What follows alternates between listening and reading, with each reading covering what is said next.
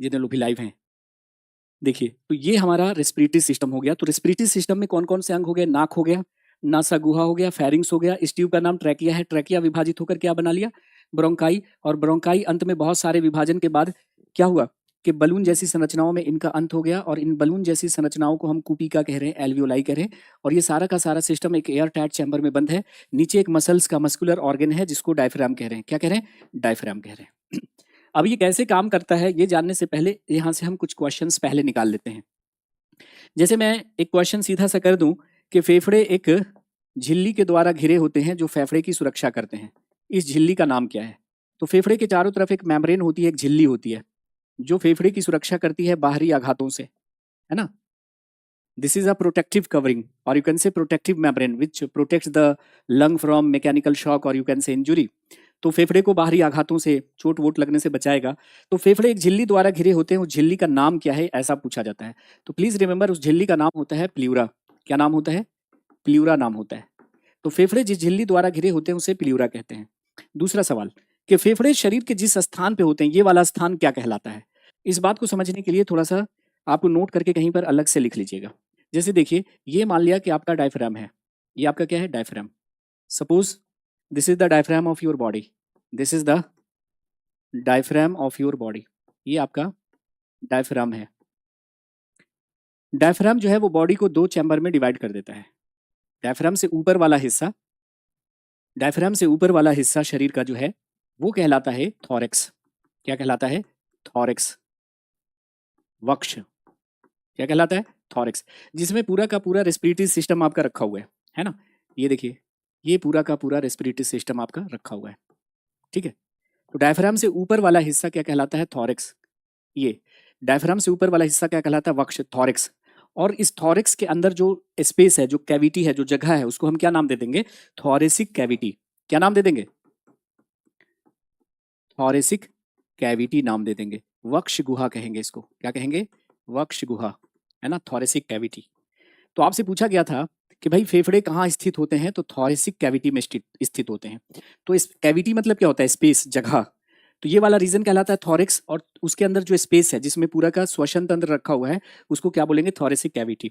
अच्छा, डायफ्राम से नीचे वाला जो पोर्शन है शरीर का, जिसमें पूरा डाइजेस्टिव सिस्टम आपका रखा हुआ है, लीवर है, किडनी है, आंतें हैं, है ना, आमाशय है, ये डायफ्राम से नीचे वाला जो हिस्सा है वो कहलाता है आपका, वो कहलाता है एब्डोमेन। क्या कहलाता है? एब्डोमेन। उदर। उदर, है ना? उदर, जिसमें पूरा डाइजेस्टिव सिस्टम रखा है, और यहाँ पर जो स्पेस है वो कहलाती है एब्डोमिनल कैविटी।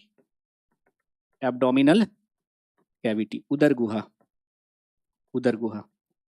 तो अगर आपसे पूछा जाता है कि फेफड़े कहाँ पे स्थित होते हैं, तो आप कहिएगा एब्डोमिनल, सॉरी, थॉरेसिक कैविटी में।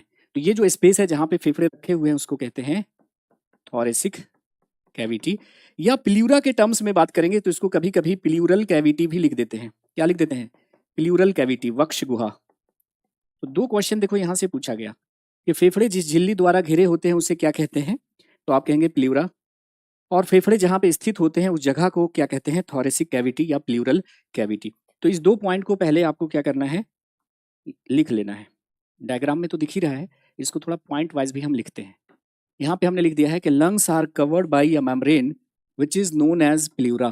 फेफड़े एक झिल्ली द्वारा घिरे होते हैं जिसे प्ल्यूरा कहा जाता है। दूसरा पॉइंट कि lungs are present in thoracic cavity, और you can say pleural cavity. फेफड़े वक्ष गुहा में स्थित होते हैं। तीसरा point, gaseous exchange takes place through alveoli. गैसों का विनिमय मतलब आदान प्रदान वायु कोष्ठों या कूपिकाओं के द्वारा होता है। कूपिका को वायु कोष्ठ भी कभी कभी लिख देते हैं किसी किसी बुक में। कूपिकाओं के द्वारा होता है। अब इस पॉइंट को अभी समझाना बाकी है। ये दो पॉइंट हमने समझा दिया, इसको लिख लीजिए, हम समझाते हैं इसको आपको। अमरेंद्र कुमार कह रहे हैं कि सर मेरा एनिमल न्यूट्रिशन में 37 सही हुआ। Not bad, good score, very good, keep it up, बहुत बढ़िया। कमेंट करें वहां पे जा करके, चैट बॉक्स पे।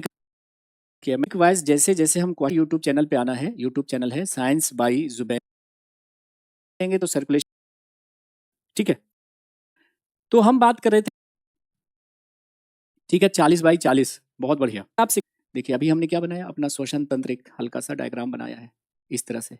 ये नाक था, ये देखिए, ये फेफड़े थे इस तरह से, ये हमारा श्वसन तंत्र था, ठीक है। तो श्वसन तंत्र में कौन कौन सा अंग है वो हमने दिखा दिया। सबसे पहले तो हमने यहाँ पे दिखा दिया कि श्वसन तंत्र में क्या क्या आता है। तो नाक है, नेजल कैविटी है, फेरिंग्स है, ट्रैकिया है, ब्रोंकाई है, लंग्स है, डायफ्राम है, और इसको हमने दिखा दिया यहाँ पे, ठीक है। अब हमने क्या किया, हमने कहा कि ये फेफड़े, याद रखना है आपको कि फेफड़े एक झिल्ली द्वारा घिरे होते हैं, उसे प्लीउरा कहते हैं। दूसरी बात याद रखनी है कि फेफड़े हमारे शरीर में जहाँ पे स्थित है वो जगह का क्या कहलाता है, थोरेसिक कैविटी या प्लूरल कैविटी। अब तीसरा पॉइंट जो यहाँ पे हमने लिखा है वो हम आपको समझाने वाले हैं कि गैसियस एक्सचेंज एल्वियोलाई के थ्रू होता है। ये 2 पॉइंट तो रटना है कि फेफड़े जिस झिल्ली से घिरे होते हैं उसे क्या कहते हैं, प्लूरा कहते हैं। दूसरी बात याद रखनी है कि फेफड़े जहाँ पे स्थित होते हैं शरीर के जिस जगह पे, उसको क्या कहते हैं, थोरेसिक कैविटी या प्लूरल कैविटी। ये रट लिया, इसको थोड़ा समझिए। तीसरा पॉइंट कि गैसियस एक्सचेंज एल्वियोलाई के थ्रू होता है, ये कैसे, इसका क्या मतलब है। अब देखिए हम लोग क्या करते हैं कि सांस लेते हैं, तो हमने सांस लिया, तो जब आप सांस लोगे तो हवा इन रास्तों से होकर गुजरती हुई अंत में कहाँ आएगी, एल्वियोलाई में आएगी। तो जब हम सांस लेंगे तो हवा जो है कैसे कैसे गुजरेगी, जब हम सांस लेंगे तो हवा जो है कैसे कैसे आएगी। तो आप कहेगा जब हम सांस लेंगे सर तो हवा जो है इन रास्तों से होकर गुजरती हुई ऐसे ऐसे अंत में कहाँ आएगी, एल्वियोलाई में आ जाएगी।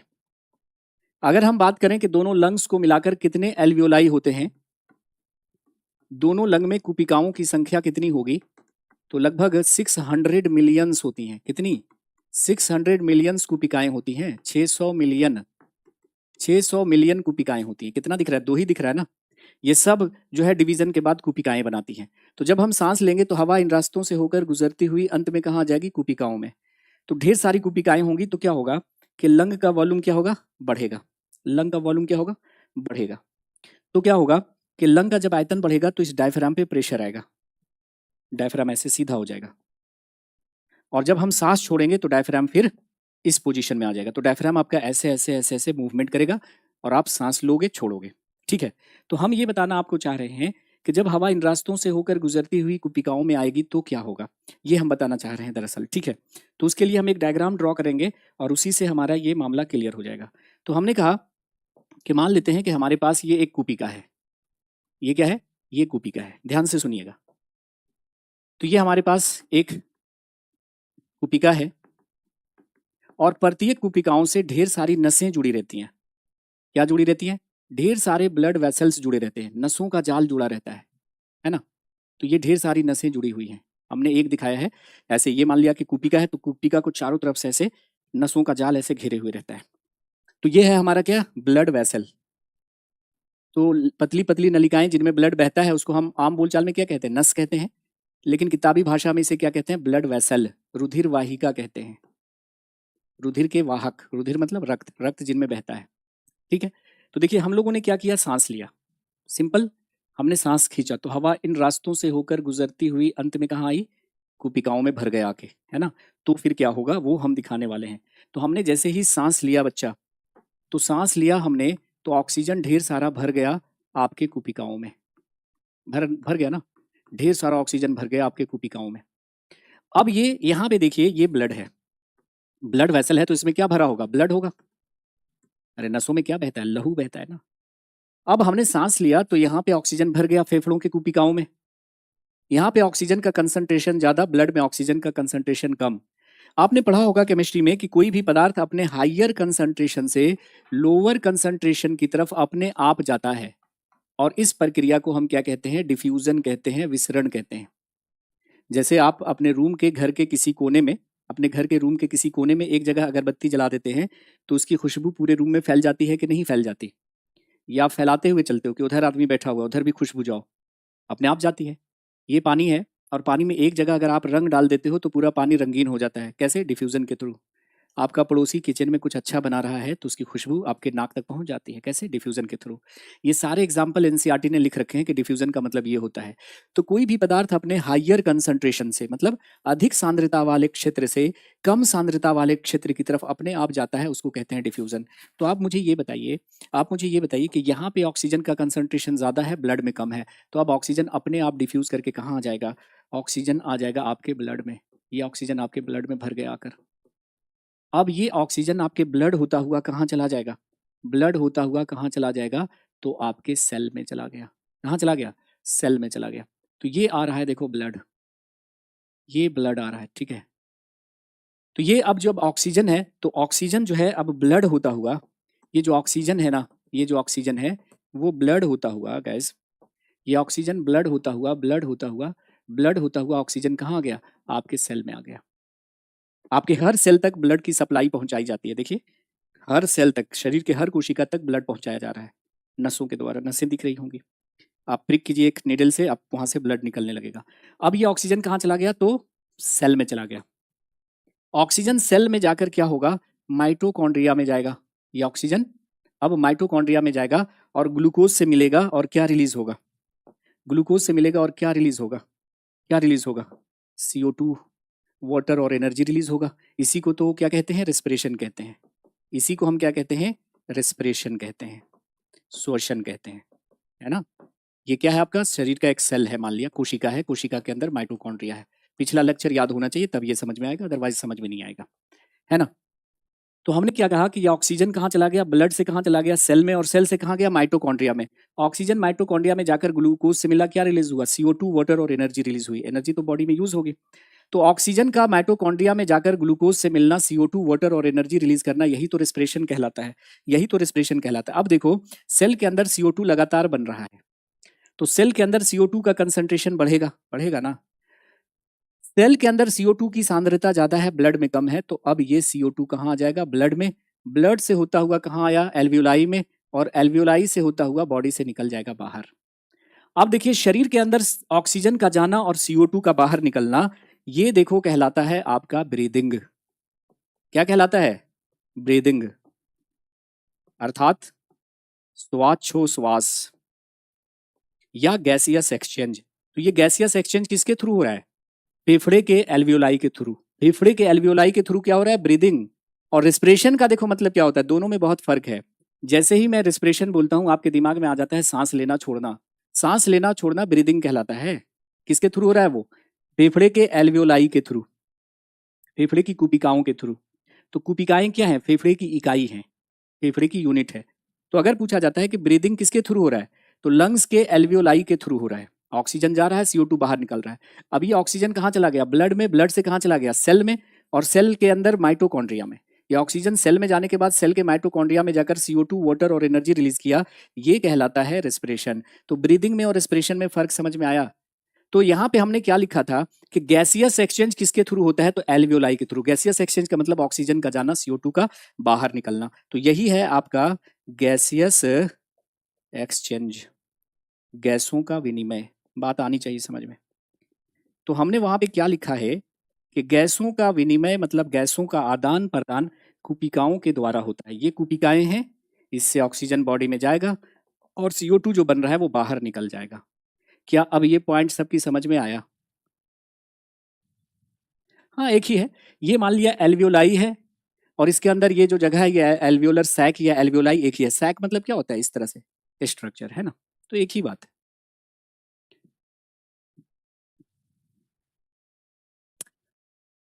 देव पांडे, बात आ रही है समझ में? परासरण का मतलब क्या होता है? किसी भी पदार्थ का अपने हायर कंसंट्रेशन से, मतलब उच्च सांद्रता वाले क्षेत्र से निम्न सांद्रता वाले क्षेत्र की तरफ अपने आप जाना। जैसे यहाँ पे अगरबत्ती जला दीजिए, पूरी खुशबू फैल जाएगी। पानी में एक जगह रंग डाल दीजिए, पूरा पानी रंगीन हो जाएगा। दैट इज परासरण, है ना। परासरण क्या है? कि कोई भी पदार्थ अपने उच्च सांद्रता वाले क्षेत्र से, मतलब हायर कंसंट्रेशन से लोअर कंसंट्रेशन की तरफ अपने आप जाता है। इसको आगे हम लोग लिखेंगे जहाँ पे ये आएगा।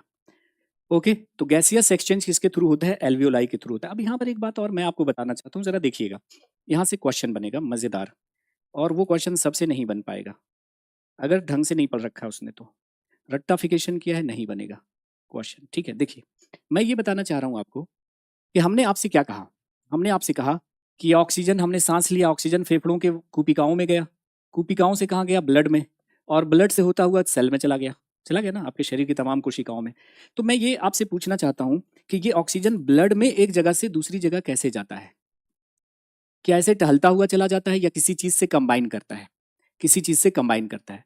तो अगर आपसे ये सवाल पूछ लिया जाए कि रक्त में ऑक्सीजन का परिवहन किस रूप में होता है, तो उसको जरा देखिए। हम एल्वियोलाई के साइट पे बात कर रहे हैं। कहाँ पे? एल्वियोलाई यानी कुपिका के स्थल पे बात कर रहे हैं। तो ये हमारा कुपिका है, वहां पे क्या हो रहा है? तो यहाँ पे कुपिका के पास दीजिए, देखिए ऑक्सीजन जैसे ही ब्लड में आएगा, ये ऑक्सीजन ब्लड के हीमोग्लोबिन से कंबाइन करेगा, जुड़ेगा। ऑक्सीजन रक्त के हीमोग्लोबिन से मिलकर क्या बना लेगा, एक यौगिक बना लेगा, एक केमिकल कंपाउंड बना लेगा, उसका नाम होगा ऑक्सी हीमोग्लोबिन। क्या बन गया, ऑक्सी हीमोग्लोबिन नाम का केमिकल कंपाउंड बना लिया। एचबी मतलब क्या है यहाँ पर, हीमोग्लोबिन। एचबी मतलब क्या है, हीमोग्लोबिन है। क्या है, हीमोग्लोबिन है। ठीक है, तो ऑक्सीजन जैसे ही हीमोग्लोबिन के संपर्क में आएगा, क्या बना लिया, ऑक्सी हीमोग्लोबिन, और कहाँ पहुंच गया, सेल के पास। जब ये सेल के पास पहुंचेगा तो क्या घटना घटेगी, आप कोशिका के स्थल पे देखिए, कोशिका की साइड पे देखिए, ऑक्सी हीमोग्लोबिन कहाँ पहुंच गया, सेल के पास। ऑक्सी हीमोग्लोबिन कहाँ पहुंच गया, सेल के पास। तो यहाँ पे क्या हुआ कि ऑक्सीजन हीमोग्लोबिन से कंबाइन करके क्या बना लिया, ऑक्सी हीमोग्लोबिन कहाँ पहुंच गया, सेल के पास। अब सेल के पास पहुंचेगा तो ये ऑक्सी हीमोग्लोबिन फिर से टूट जाएगा, किसमें, हीमोग्लोबिन में और ऑक्सीजन में, है ना। हीमोग्लोबिन ब्लड में फ्री हो जाएगा, रक्त में क्या हो गया, फ्री हो गया, और ऑक्सीजन कहाँ चला जाएगा, सेल में चला जाएगा, कोशिका में चला जाएगा। कहाँ चला जाएगा, कोशिका में। जैसे सपोज करो कि यहाँ पे जैसे ही ब्लड आया, सॉरी ऑक्सीजन जैसे ही ब्लड में आया, ब्लड के हीमोग्लोबिन के साथ मिलकर के क्या बना लिया, ऑक्सी हीमोग्लोबिन। अब ये ऑक्सी हीमोग्लोबिन यहाँ पे आएगा तो फिर से ये अलग हो जाएगा, हीमोग्लोबिन ब्लड में फ्री हो गया, ऑक्सीजन कहाँ चला गया, सेल के अंदर चला गया, है ना। तो अगर क्वेश्चन आपसे पूछा जाता है कि रक्त में ऑक्सीजन का परिवहन किस रूप में होता है, तो ऑक्सी हीमोग्लोबिन के रूप में होता है ना। हीमोग्लोबिन क्या है, तो देखो हीमोग्लोबिन क्या है, तो ऑक्सीजन का वाहक है। हीमोग्लोबिन क्या करता है, यहाँ पे ऑक्सीजन को पकड़ता है, यहाँ पे लाकर छोड़ देता है, लोडिंग अनलोडिंग, लोडिंग अनलोडिंग। अगर पूछा जाए कि हीमोग्लोबिन का एक अणु ऑक्सीजन के कितने अणुओं का परिवहन करता है, तो कहिएगा सर 4। हीमोग्लोबिन का एक मॉलिक्यूल ऑक्सीजन के 4 मॉलिक्यूल को कैरी करता है। आप ऐसा समझो कि हीमोग्लोबिन एक ऐसी कार है जिसमें कितनी सीट्स हैं, 4 सीट हैं, जिसपे सवार होकर ऑक्सीजन यहां से यहां ट्रेवल करता है। यहाँ पे पकड़ेगा, लाकर छोड़ देगा, लोडिंग अनलोडिंग, लोडिंग अनलोडिंग, है ना। तो अगर आपसे ये सवाल पूछा जाता है कि रक्त में ऑक्सीजन का परिवहन किस रूप में होता है, तो आप कहेंगे सर ऑक्सी हीमोग्लोबिन के रूप में। हीमोग्लोबिन का काम क्या है, तो ऑक्सीजन का वाहक है, या ऑक्सीजन का परिवहन करता है, कहाँ से कहाँ, एल्वियोलाई टू सेल, कुपिकाओं से कोशिकाओं तक ऑक्सीजन को ट्रेवल करता है, ठीक है, लेकर जाता है। तो देखिए आपको अगर हीमोग्लोबिन की कमी हो जाती है, इसीलिए आपको क्या होगा, सांस लेने में फिर दिक्कत होने लगेगी। हीमोग्लोबिन की कमी होगी तो प्रॉपर ऑक्सीजन आपको बॉडी में नहीं पहुंचेगा, तो दिक्कत महसूस होगी, ठीक है, कमजोरी होगी, वीकनेस होगी। तो अगर आपसे एक सवाल कोई ये पूछता है कि हीमोग्लोबिन है क्या, जैसे यही सवाल आपके एग्जाम में आ जाए कि हीमोग्लोबिन क्या है, तो आप कहेगा sir haemoglobin is the carrier of oxygen, carrier of oxygen, oxygen का वाहक है, ऑक्सीजन का क्या है, वाहक है। या हीमोग्लोबिन क्या करता है, haemoglobin takes part in transport of oxygen, oxygen का परिवहन करता है। हीमोग्लोबिन क्या करता है, ऑक्सीजन का परिवहन करता है। अगर ये सवाल पूछा जाए कि हीमोग्लोबिन का एक अणु ऑक्सीजन के कितने अणुओं का परिवहन करता है, तो कहेगा 1 molecule of HB can carry 4 molecules of oxygen. Haemoglobin का एक अणु ऑक्सीजन के 4 अणुओं का परिवहन करते हैं, ठीक है। तो याद करना है कि हीमोग्लोबिन क्या है, तो ऑक्सीजन का वाहक है या ऑक्सीजन का परिवहन करने वाला, समझ लो एक गाड़ी है। रक्त में ऑक्सीजन का परिवहन किस रूप में होता है, तो रक्त में ऑक्सीजन का परिवहन ऑक्सी हीमोग्लोबिन के रूप में होता है। तो नेक्स्ट क्लास में हम देखने वाले हैं कि रक्त में ऑक्सीजन जो है वो किन किन रूपों में ट्रेवल करता है। एक तो ऑक्सी हीमोग्लोबिन के रूप में, दूसरा CO2 कैसे ट्रेवल करेगा, इसी मसले पर नेक्स्ट क्लास में हम लोग बात करेंगे। हाँ, वो बताएंगे नेक्स्ट क्लास में कि CO2 क्या हीमोग्लोबिन से कंबाइन करता है क्या। CO2 का परिवहन किस रूप में होता है, ऑक्सीजन का परिवहन तो ठीक है ऑक्सी हीमोग्लोबिन के रूप में होता है, CO2 का परिवहन रक्त में कैसे होता है। क्या हीमोग्लोबिन सिर्फ ऑक्सीजन का परिवहन करता है या CO2 का भी कर सकता है, इन सभी पहलुओं पर बात होगी नेक्स्ट क्लास में, ठीक है।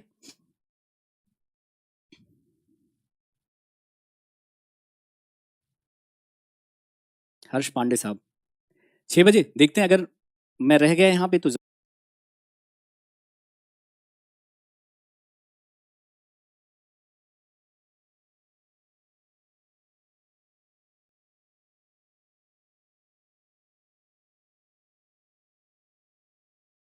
अभिषेक। तो पिछली क्लास में हमने देखा था कि भाई ऑक्सीजन का जो परिवहन है वो ब्लड में कैसे हो रहा है। तो ऑक्सीजन का परिवहन कितने तरीके से होता है, उस पर ज़रा आज हम बात कर लेते हैं और फिर हम आगे का जिक्र करेंगे। Okay, so now we are going to discuss the transport of oxygen my dear friends. Oxygen का परिवहन हम लोग क्या पढ़ने वाले हैं? ट्रांसपोर्ट ऑफ ऑक्सीजन, अर्थात ऑक्सीजन का परिवहन। ऑक्सीजन का परिवहन, अगर हम बात करें ब्लड में ऑक्सीजन का परिवहन एक जगह से दूसरी जगह कितने तरह से होता है, तो एक तो आपने क्या देखा, यादव सिंह, हाँ बिल्कुल आप प्रेजेंट हैं, सभी हमारे साथ हैं। राम ब्रह्म हमारे साथ हैं। 15/23 मोहित, ठीक है, नो नॉट बैड, सही है। नमस्कार आदित्य। चलिए अब चले इधर की तरफ चलते हैं, पढ़ाई की तरफ देख ले। तो हमने क्या कहा कि जैसे आपने देखा था पिछले क्लास में कि ये आपका मान लिया गैस, ये मान लेते हैं कि ये हमारा एल्वियोलाई है और एल्वियोलाई से जुड़े होते हैं ढेर सारे ब्लड वेसल्स। तो ऑक्सीजन जो है आया वायु कोष्ठों में या कूपिकाओं में और यहाँ से चला गया आपके ब्लड में, और ब्लड से होता हुआ कहाँ चला गया? हमारे सेल में चला गया ऑक्सीजन, है ना। तो ये ऑक्सीजन कहाँ गया? सेल में चला गया। तो ये ब्लड में ऑक्सीजन एक जगह से दूसरी जगह कैसे जा रहा है ना। तो ऑक्सीजन का परिवहन दो रूपों में होता है। रक्त में ऑक्सीजन का परिवहन दो रूपों में होता है। पहला कि कुछ ऑक्सीजन ब्लड के प्लाज्मा में घुलकर एक जगह से दूसरी जगह चले जाते हैं, बहुत कम, कितना? केवल लगभग 2%। कुल कुल ऑक्सीजन का लगभग 2%, बहुत कम ऑक्सीजन ब्लड के प्लाज्मा में घुलकर एक जगह से दूसरी जगह चले जाते हैं। प्लाज्मा क्या है? तो रक्त का जो तरल भाग है, ब्लड का जो लिक्विड पोर्शन है वो प्लाज्मा कहलाता है, और प्लाज्मा में अधिकांश पानी होता है। तो कुछ ऑक्सीजन ब्लड के प्लाज्मा में घुलकर एक जगह से दूसरी जगह चले जाते हैं, लेकिन अधिकांश ऑक्सीजन का परिवहन किस रूप में होता है? ये क्वेश्चन आपसे पूछेगा कि अधिकांश ऑक्सीजन का परिवहन किस रूप में होता है, तो आप कहेगा सर ऑक्सी हीमोग्लोबिन के रूप में होता है। ऑक्सी हीमोग्लोबिन के रूप में होता है। लगभग कितना? लगभग कुल का 98%, कुल का 98% जो होता है ना, वो ऑक्सी हीमोग्लोबिन के रूप में होता है। आपने देखा था कि ऑक्सीजन जो है वो रक्त के हीमोग्लोबिन से मिलकर एक केमिकल कंपाउंड बना लिया था, ऑक्सी हीमोग्लोबिन, ठीक है। तो अगर पूछा जाए, आपसे यही पूछा जाएगा कि अधिकांश ऑक्सीजन का परिवहन रक्त में किसके थ्रू होता है, तो हीमोग्लोबिन के थ्रू होता है। ऑक्सीजन हीमोग्लोबिन के साथ जुड़ जाता है और एक यौगिक बनाता है, केमिकल कंपाउंड बनाता है, उसका नाम क्या है गाइस? ऑक्सी हीमोग्लोबिन, ठीक है, ऑक्सी हीमोग्लोबिन। लेकिन कुछ बहुत कम, छोटू सा, एकदम 2% रक्त के प्लाज्मा में भी घुलकर सेल तक पहुंच जाते हैं, ठीक है। अब आ जाइए CO2 का परिवहन किस रूप में होता है। जैसे हमने कहा कि भाई साहब ये देखो, ये ऑक्सीजन गया और ये ऑक्सीजन अब कहाँ जाएगा? माइटोकॉन्ड्रिया में जाएगा। सेल में ऑक्सीजन चला गया, अब ये सेल में ऑक्सीजन जो है सेल के माइटोकॉन्ड्रिया में जाएगा और माइटोकॉन्ड्रिया में जाकर ग्लूकोज से मिलेगा और CO2 रिलीज करेगा।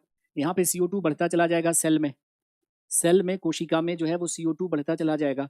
तो अब ये CO2 आ जाएगा ब्लड में, ब्लड से होता हुआ कहाँ गया? एल्वियोलाई में, और फिर नाक होता हुआ बॉडी से बाहर निकल गया, यही ना। तो ये जो CO2 है रक्त में, वो एक जगह से दूसरी जगह कैसे जाता है? क्या ऐसे कूदता हुआ उछलता हुआ चला जाता है, या ये भी किसी चीज से कंबाइन करता है बच्चा? ठीक है। मुकेश वर्मा कह रहे हैं कि सर आपसे पहली बार अभी शुरुआत है, केमिस्ट्री की क्लास कब से स्टार्ट होगी? जल्दी हो जाएगी, पहले इसमें देख लीजिए।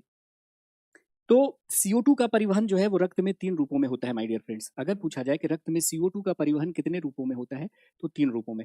ऑक्सीजन का परिवहन आपने क्या देखा? ऑक्सीजन का परिवहन जो होता है वो 2 रूपों में होता है। कुछ ऑक्सीजन ब्लड के प्लाज्मा में घुलकर एक जगह से दूसरी जगह चले जाते हैं। अधिकांश ऑक्सीजन रक्त के हीमोग्लोबिन से मिलकर एक जगह से दूसरी जगह चले जाते हैं। लेकिन CO2 का परिवहन 3 रूप में होता है। CO2 का परिवहन, रक्त में CO2 का परिवहन 3 रूपों में होता है। कितने रूपों में होता है? 3 रूपों में होता है ना। पहला कि कुछ CO2 ब्लड के प्लाज्मा में घुलकर चले जाते हैं एक जगह से दूसरी जगह, ब्लड में जो लिक्विड है। तो रक्त का जो तरल भाग है वो प्लाज्मा कहलाता है और प्लाज्मा में अधिकांश पानी होता है। तो आप जानते हैं कि CO2 पानी में जल्दी घुल जाता है। तो लगभग 10%, कितना? 10% CO2 जो है वो रक्त के प्लाज्मा में घुलकर चले जाते हैं। और बहुत कम CO2, मात्र 5%, कितना? कुल का 5% हीमोग्लोबिन के साथ भी कंबाइन होकर के एक जगह से दूसरी जगह चले जाते हैं। तो हीमोग्लोबिन देखो, अब यहाँ पर एक पॉइंट वाली बात है जिसे आपको समझना चाहिए कि हीमोग्लोबिन मेनली किसका परिवहन करता है? मेनली किसका ट्रांसपोर्ट करता है? तो ऑक्सीजन का। लेकिन इसका ये कतई मतलब नहीं है कि हीमोग्लोबिन CO2 का परिवहन नहीं कर सकता। हीमोग्लोबिन CO2 का भी परिवहन कर सकता है, लेकिन मेनली किसका करता है? ऑक्सीजन का। तो बहुत कम CO2 हीमोग्लोबिन के साथ भी कंबाइन होते हैं। देखो, CO2 अगर हीमोग्लोबिन के साथ बॉन्डिंग बनाता है तो केमिकल बॉन्ड कंपाउंड बनता है जिसका नाम है कार्बामीनो हीमोग्लोबिन। क्या बना लेगा? कार्बामीनो हीमोग्लोबिन, कार्बामीनो हीमोग्लोबिन। यानी CO2 जब हीमोग्लोबिन के साथ बॉन्डिंग बना लिया तो क्या बनेगा? Carbamino haemoglobin. तो कुछ लगभग 5% कुल का 5% CO2 हीमोग्लोबिन के साथ भी कंबाइन करके एक जगह से दूसरी जगह चला जाता है। कोई शक है? तो बहुत कम, लेकिन अधिकांश आपसे पूछा जाएगा। क्या पूछा जाता है? अधिकांश CO2 का परिवहन किस रूप में होता है? तो बाइकार्बोनेट आयनों के रूप में होता है। लगभग 85% मैक्सिमम CO2, अधिकांश CO2 का परिवहन किस रूप में होता है? तो बाइकार्बोनेट आयनों के रूप में होता है। CO2 वाटर से कंबाइन करके कार्बोनिक एसिड बनाएगा। ये कार्बोनिक एसिड सोडियम या पोटेशियम के साथ मिलकर सोडियम बाइकार्बोनेट या पोटेशियम बाइकार्बोनेट बना लेगा। बात आनी चाहिए समझ में। सत्यम वर्मा कह रहे हैं कि सर 37 में 40 में 37 आया है, ये अच्छा स्कोर है, from Bihar. Congratulation Satyam, comment करिए वहां पे जाके, तो मैं आपको फायर दूंगा। परिवहन किस रूप में होता है? ऑक्सी हीमोग्लोबिन के रूप में होता है। ठीक है जी। हर्ष कह रहे हैं कि सर 38/40 कमेंट भी किया है। CO2 का परिवहन, ये क्वेश्चन आपसे रहता है कि अधिकांश CO2 का परिवहन रक्त में अधिक। बहुत अच्छा है, शुरुआत कीजिए। तो अधिकांश ऑप्शन आपको मिल जाएगा। ठीक है, इसको याद कर लेना है। 9 जैसे देखो, एक क्वेश्चन मैंने मान लिया आपको, एक क्वेश्चन दे दिया। ठीक है, जैसे अभी अभी हमने आपको एक क्वेश्चन दिया, जैसे सपोज करो यही क्वेश्चन हमने दे दिया, देखिएगा। अब आप मुझे ये बताओ कि इसमें जो है वो आंसर क्या होगा। इस क्वेश्चन का जो आंसर है वो क्या होगा। थोड़ा सा इसको इधर कर देता हूँ ताकि आपको देखने में इश्यू ना हो। इस क्वेश्चन का उत्तर क्या होगा बताओ। बोलता है कि which of the following statements regarding haemoglobin is correct. देखो अब जो है स्टेटमेंट वाले क्वेश्चन पूछे जा रहे हैं ज्यादातर, कोई भी एग्जाम है पैटर्न पहले वाला अब नहीं रहा, पैटर्न बदल चुका है। तो इस तरह के क्वेश्चन को बनाने की आदत डालनी पड़ेगी। ठीक है, पीछे का सब कंप्लीट कर लिया यादव सिंह, बहुत अच्छा है। एनिमल न्यूट्रिशन पर क्या है? गुड। बिहार दुहाई मांगे की। तो बोलता है कि haemoglobin is present in RBC. आगे पढ़ेंगे कि हीमोग्लोबिन लाल रक्त कोशिकाओं में होता है, आरबीसी में होता है, जो केवल ऑक्सीजन का परिवहन करता है, कार्बन डाइऑक्साइड को छूता भी नहीं है। बड़ा वफादार टाइप का है, ऐसा है क्या? नहीं, ये सिर्फ ऑक्सीजन के साथ परिवहन नहीं करता, ये जो है कभी कभार जो है भटक जाता है, CO2 के पास भी चला जाता है, वफादार नहीं है। Haemoglobin of RBC can carry both oxygen and carbon dioxide. Can carry, carry कर सकता है। Yes, option number B. Haemoglobin of RBC can carry only carbon dioxide, ये भी गलत है, केवल कार्बन डाइऑक्साइड को कैरी करता है। हीमोग्लोबिन का ब्लड क्लॉटिंग से मतलब है, गैसों के परिवहन से कोई लेना देना नहीं है, तो ये भी गलत है। तो ऑप्शन बी जो है वो सही हो गया। इटावा में अच्छी धूप, धूप तो दिल्ली में भी निकली हुई है, पर सर्दी मुबारक शादर उधर। So we are going to discuss the respiratory diseases my dear friends. श्वसन तंत्र से संबंधित बीमारियां। पहली बीमारी है एम्फीसीमा। क्या नाम है? एम्फीसीमा। एम्फीसीमा जो होता है वह अत्यधिक सिगरेट के सेवन से होता है। अत्यधिक सिगरेट के सेवन से यह बीमारी होती है। अत्यधिक सिगरेट के सेवन से होने वाली बीमारी होती है। तो देखिए, जो लोग बहुत ज्यादा सिगरेट पीते हैं तो सिगरेट का धुआं जो लंग में मौजूद है ना, एल्वियोलाई, एल्वियोलाई की दीवारों को तोड़ता चला जाता है। तो लंग में एल्वियोलाई की संख्या कम होगी। अब देखिए, लंग में कुपिकाओं की संख्या के कम होने का मतलब समझ में आ रहा है आपको? लंग में एल्वियोलाई की संख्या का कम होना मतलब ऑक्सीजन शरीर में कम प्रवेश करना। इन्हीं एल्वियोलाई के थ्रू आपके शरीर के तमाम कोशिकाओं तक ऑक्सीजन जा रहा था। तो ये जो सिगरेट का धुआं है वो कुपिकाओं की दीवारों को तोड़ता चला जाता है, जिसकी वजह से लंग में एल्वियोलाई की संख्या घटती चली जाती है और आपके ऑक्सीजन की कमी हो जाएगी आपकी बॉडी में। तो जब ऑक्सीजन की कमी होगी तो आपके पास एक ही रास्ता है कि फिर आदमी लंबी लंबी सांस लेगा, ब्रीथलेसनेस जिसको कहते हैं, सांस फूलने लगेगी, सीने में दर्द और कभी कभी पर्सन की डेथ हो जाएगी। मूवी स्टार्ट होती तो देखा होगा कि मुकेश नाम का आदमी खांस रहा होता है और खांसते खांसते फिर उसकी अंत में मृत्यु हो जाती है। उसको एम्फीसीमा हो गया होता है, लिखता है वहां पे, देखा होगा आपने। तो आपसे पूछा गया था कि एम्फीसीमा नामक रोग से शरीर का कौन सा अंग प्रभावित होता है, तो उत्तर हो जाएगा आपका फेफड़ा। शरीर का कौन सा अंग प्रभावित होता है? तो फेफड़ा। और फेफड़ों में भी कौन? तो एल्वियोलाई। फेफड़ों में भी कौन टूटता है? तो कुपिकाएं नष्ट हो जाती हैं, कुपिकाएं नष्ट हो जाती है। ठीक है, तो अगर आप सिगरेट पीते हैं तो छोड़ दें। लोग कहते हैं अरे फर्क नहीं पड़ता, क्या फर्क पड़ता है, सब पीते हैं। भाई अभी फर्क नहीं पड़ता, जवानी का जोश है, लेकिन जैसे जैसे उम्र बढ़ती जाएगी फर्क पड़ने लगेगा। सीढ़ियाँ चढ़ेंगे हाफने लगेंगे, बच्चों के साथ खेलेंगे हाफ जाएंगे आप, बच्चे कहेंगे पापा बूढ़े हो गए, है ना। और बहुत सारे लोग तो ये कहते हैं कि अरे क्या फर्क पड़ता है, हम तो यहाँ से बाहर निकाल देते हैं, अंदर कहाँ लेते हैं, है ना। कुछ लोग कहते हैं हम यहाँ से बाहर निकाल देते हैं, अंदर कहाँ लेते हैं। इतने बड़े कलाकार हैं आप, यहाँ से बाहर निकाल देंगे आप देख रहे हैं कि हवा में जो ऑक्सीजन है वो डिफ्यूज होकर, विसरित होकर आपके शरीर की तमाम कोशिकाओं तक पहुंच रहा है, और आप यहाँ से बाहर निकाल दीजिएगा, वो अंदर जाता ही है। और देखो, चाहे वो एक्टिव स्मोकिंग हो या पैसिव स्मोकिंग हो, दोनों नुकसानदायक होते हैं। एक्टिव स्मोकिंग से ज्यादा नुकसानदायक होता है पैसिव स्मोकिंग। एक्टिव स्मोकिंग क्या है कि आप सिगरेट पी रहे हैं, ये एक्टिव हुआ, लेकिन आप सिगरेट पी नहीं रहे हैं और आपका साथी सिगरेट पी रहा है और आपके सामने धुआं छोड़ रहा है और आप धुआं इनहेल कर रहे हैं, ये कहलाता है पैसिव स्मोकिंग। ये ज़्यादा खतरनाक इसलिए है कि देखो, जो सिगरेट पी रहा है उसका बॉडी जो है, उसके बॉडी का इम्यून सिस्टम कुछ हद तक एक्टिव है, जो उसकी सुरक्षा कर रहा है।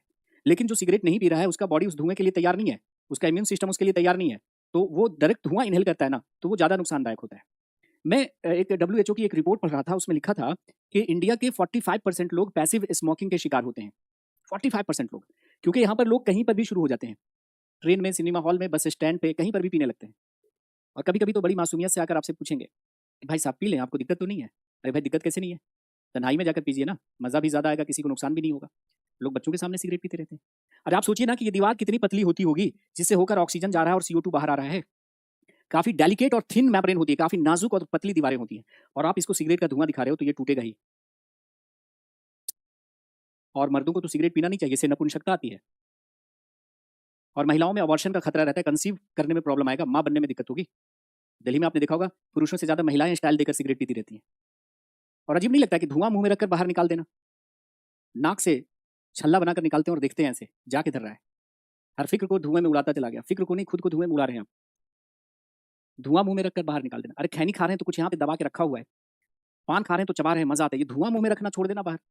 अगर आप पीते हैं तो धीरे धीरे करके छोड़ दीजिए, अदरवाइज एक तो कैंसर का कॉज बनता है दूसरी बात नपुंसकता का कॉज बन जाएगा आपका, शादी विवाह कैसे होगा आपका फिर, ठीक है, तलाक हो जाएगा। तो छोड़ दीजिए आप अगर सिगरेट पीते हैं तो धीरे धीरे। तो याद क्या रखना है कि एम्फिसीमा किस तंत्र से, एम्फिसीमा नामक, देखो क्वेश्चन कैसे पूछा गया था कि एम्फिसीमा नामक रोग से शरीर का कौन सा अंग प्रभावित होता है? फेफड़ा। फेफड़ा ऑप्शन में नहीं है तो क्या होगा? एल्वियोलाई। क्यों होता है? तो अत्यधिक सिगरेट के सेवन से। अब आ जाइए ब्रोंकाइटिस, दूसरी बीमारी हम आपको दिखाने जा रहे हैं, ब्रोंकाइटिस। ब्रोंकाइटिस क्या होता है? देखो, देखिएगा, ये आपने रेस्पिरेटरी सिस्टम पर रखा है, पढ़ा है ना? ये वाला जो था हमारा, ये ट्रैकिया था, श्वास नली। What is this? This is your श्वास नली, ट्रैकिया। ये आपकी श्वास नली थी, यहां से हम सांस ले रहे थे। ये है आपका ट्रैकिया। ट्रैकिया, श्वास नली। श्वास नली विभाजित होकर फेफड़ों में प्रवेश कर गई। तो जब श्वास नली विभाजित हो गई तो अब इस ट्यूब को क्या नाम दिया गया है? इस ट्यूब का नाम क्या है? इस ट्यूब का दिस इज योर ब्रोंकाई। इस ट्यूब का नाम है ब्रोंकाई। याद है? डायग्राम याद होगा, श्वसनी। अब इस श्वसनी में सूजन आ जाना क्या कहलाएगा? इस ट्यूब में सूजन आ जाना ब्रोंकाइटिस कहलाएगा। हमने क्या बोला था कि जो आइटिस है वो किसका सफिक्स होता है? आइटिस किसका प्रत्यय होता है? तो itis is the Pratyaya of swelling, inflammation या सूजन। सूजन किसका प्रत्यय है? डॉक्टर ने जिस अंग के बाद आइटिस लगा दिया हो, समझ लीजिए उसमें स्वेलिंग आ गई। ब्रोंकाइटिस मतलब ब्रोंकाई में स्वेलिंग।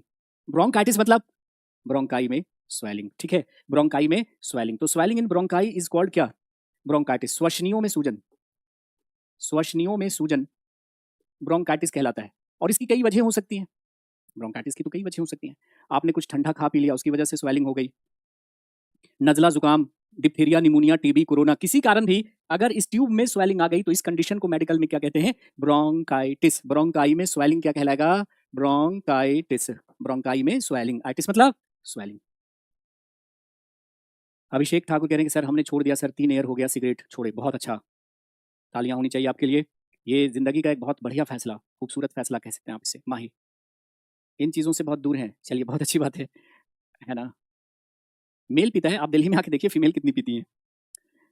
आपने दिल्ली के सड़कों पर और गलियों में आपने इसका मतलब चक्कर नहीं लगाए हैं। क्लास रुक रही है, मुस्कान कह रही कि क्लास क्यों रुक रही है? बाकी बच्चे बताएं, क्या क्लास में कोई इशू आ रहा है क्या, या ठीक है?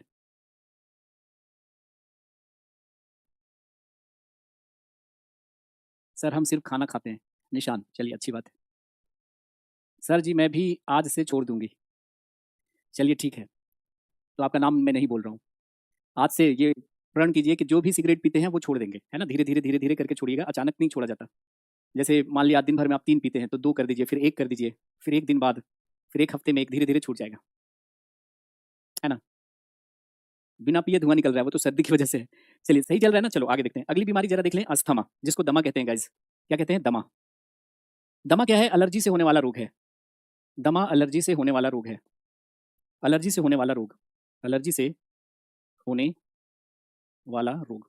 देखिए दमा क्या है? एलर्जी से होने वाली बीमारी है। और एलर्जी एलर्जी जो है वो किसी को किसी चीज़ से हो सकती है। किसी को दूध से एलर्जी, किसी को अंडों से एलर्जी, किसी को धूल कणों से एलर्जी, किसी को फूलों के पराग कणों से एलर्जी, किसी को पर्टिकुलर किसी केमिकल दवाओं से एलर्जी। आपने देखा होगा किसी को एंटीबायोटिक रिएक्शन करता है ना, किसी को सिप्रोफ्लॉक्सासिन, किसी को ओफ्लॉक्सासिन, किसी को एजिथ्रोमाइसिन, किसी को एरिथ्रोमाइसिन। लेकिन जिसको इस कायनात से ही एलर्जी है, मतलब वो जिस माहौल में रह रहा है वही सूट नहीं कर रहा है उसे। तो होता क्या है कि एलर्जी की वजह से पूरे श्वसन तंत्र में स्वेलिंग रहती है। एलर्जी की वजह से क्या होगा, पूरे श्वसन तंत्र में स्वेलिंग रहेगी, खास करके ट्रैकिया में, ब्रोंकाई में, ब्रोंकियोल्स में, है ना? इन सभी नलियों में स्वेलिंग रहेगी, पूरे रेस्पिरेटरी ट्रैक्ट में स्वेलिंग रहेगी, श्वसन पथ में स्वेलिंग रहेगी पूरी के पूरे। तो मान लिया कि कह रहा हूँ कि ये आपका ब्रोंकाई में स्वेलिंग आ रही है, ट्रैकिया में स्वेलिंग आ रही है, तो इसका डायमीटर घटेगा कि बढ़ेगा बताओ? तो आप कहेंगे सर घटेगा ना, स्वेलिंग आएगी तो। ये ट्यूब नैरो होती जाएगी, नैरो होती जाएगी।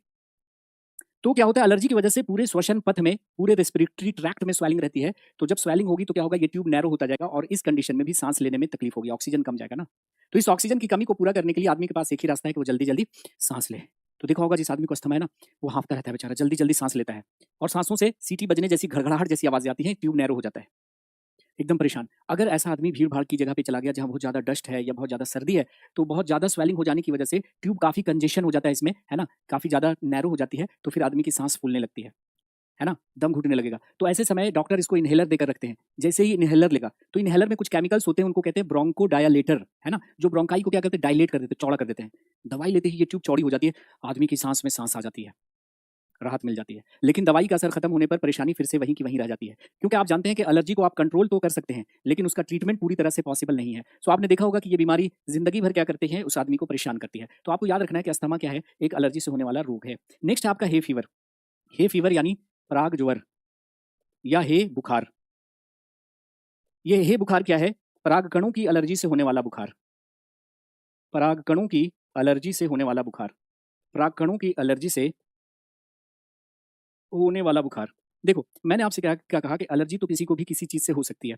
किसी को दूध से एलर्जी, किसी को अंडों से एलर्जी, किसी को फूलों के परागकणों से एलर्जी, है ना? किसी को पर्टिकुलर किसी दवाओं से एलर्जी। जिस आदमी को फूलों के परागकणों से एलर्जी है, वो व्यक्ति फूलों के संपर्क में आते ही छींकने लगता है। छींक पर छींक, नाक से पानी, आँखों से पानी, ज़बरदस्त फ़ीवर, उसको हम कहते हैं हे फ़ीवर। जैसा कि मैंने आपसे कहा कि इसका कोई इलाज नहीं है एलर्जी का, तो जहाँ तक हो सके फूलों से दूरी बना के रखें। अगर आप फूलों से दूर रहेंगे तो नॉर्मल रहेंगे, फूलों के संपर्क में आते ही क्या होगा कि आपको प्रॉब्लम आनी शुरू हो जाएगी। ऐसा आदमी अगर किसी गार्डन के नज़दीक से भी गुजरेगा ना, तो वो छींकने लगेगा, छींक पर छींक आने लगेगी। वह आदमी जो हे फीवर है जिसको, है ना, फूलों के परागकणों से एलर्जी है, अगर ये शादी कर रहा हो तो ओरिजिनल माला कभी ना डाले, अदरवाइज़ वो दूसरा से तीसरा फेरा नहीं ले सकता। अरे भाई, कभी-कभी इतना सीवियर रिएक्शन हो जाता है कि आदमी को एडमिट करना पड़ जाता है ना? पंडाल में दूर-दूर तक फूल नहीं होना चाहिए। तो फूलों के परागकणों की एलर्जी से होने वाला बुखार हे बुखार कहलाता है। Allergic fever due to pollen grains is known as what? Hay fever. क्या कहलाएगा? Hay fever. सब केमिस्ट्री में। ज्योत्सना सिस एलर्जी से बैक्टीरिया सांसों के माध्यम से आपकी बॉडी में चला गया, बैक्टीरियल डिजीज़ है। जब बीमारी हम पढ़ेंगे, एक टॉपिक ही हम लोग पढ़ेंगे डिजीज़। तो एक बैक्टीरिया होता है जिसका नाम होता है माइकोबैक्टीरियम ट्यूबरकुलोसिस। ये बैक्टीरिया आपकी बॉडी में चला आया, जैसे किसी आदमी को टीबी है, वो छींक रहा है, खाँस रहा है, वहाँ पे आप हैं, तो बैक्टीरिया आपके सांसों के माध्यम से आपकी बॉडी में चला गया, तो आपको भी टीबी हो जाएगा। ठीक है। रोहित जोगी कह रहे हैं कि सर केमिस्ट्री कब से चालू होगी? पहले एक तो संभाल लीजिए, केमिस्ट्री भी हम पैरेलल स्टार्ट कर देंगे। पहले इसको कुछ आगे तो बढ़ने दीजिए। अभी इस कहानी को, एक कहानी शुरू की है मैंने। नाउ अब आ जाते हैं composition of inhaled and exhaled air. अंतः श्वसित एवं उच्च वसित वायु का संगठन। अंतः श्वसित एवं उच्च वसित वायु का संगठन।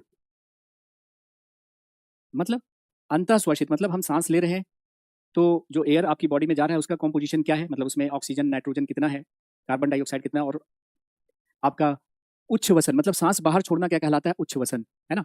तो कंपोजिशन ऑफ एयर यहाँ पे हमने दिखाया है, कंपोजिशन ऑफ एयर वायु का संगठन।